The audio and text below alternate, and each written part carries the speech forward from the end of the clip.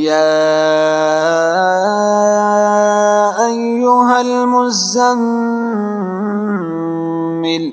قم الليل إلا قليلا نصفه أو انقص منه قليلا أو زد عليه ورتل القرآن ترتيلا إنا سنلقي عليك قولا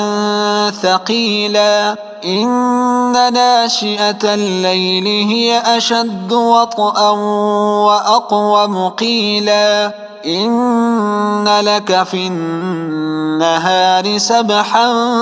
طويلا واذكر اسم ربك وتبتل إليه تبتيلا رب المشرق والمغرب لا إله إلا هو فاتخذه وكيلا واصبر على ما يقولون واهجرهم هجرا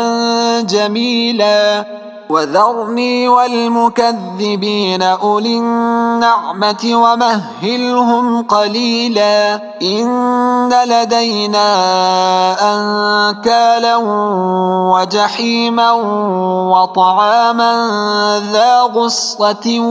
وعذابا أليما يوم ترجف الأرض والجبال وكانت الجبال كثيبا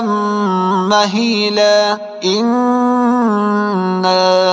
أرسلنا إليكم رسولا شاهدا عليكم كما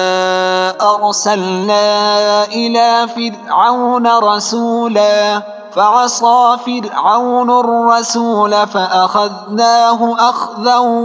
وبيلا فكيف تتقون إن كفرتم يوما يجعل الولدان شيبا السماء منفطر به كان وعده مفعولا إن هذه تذكرة فمن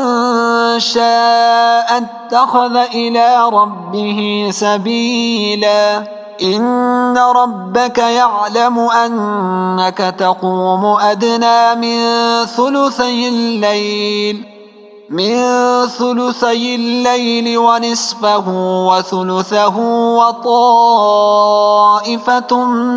من الذين معك والله يقدر الليل والنهار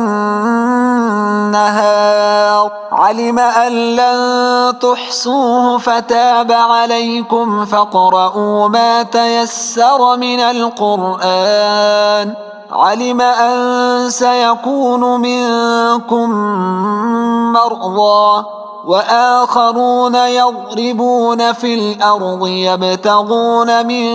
فضل الله وآخرون يقاتلون في سبيل الله فاقرؤوا ما تيسر منه أقيموا الصلاة وآتوا الزكاة وأقرضوا الله قرضا حسنا وما تقدموا لأنفسكم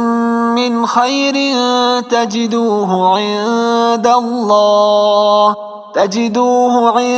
الله هو خيرا وأعظم أجرا واستغفروا الله إن الله غفور رحيم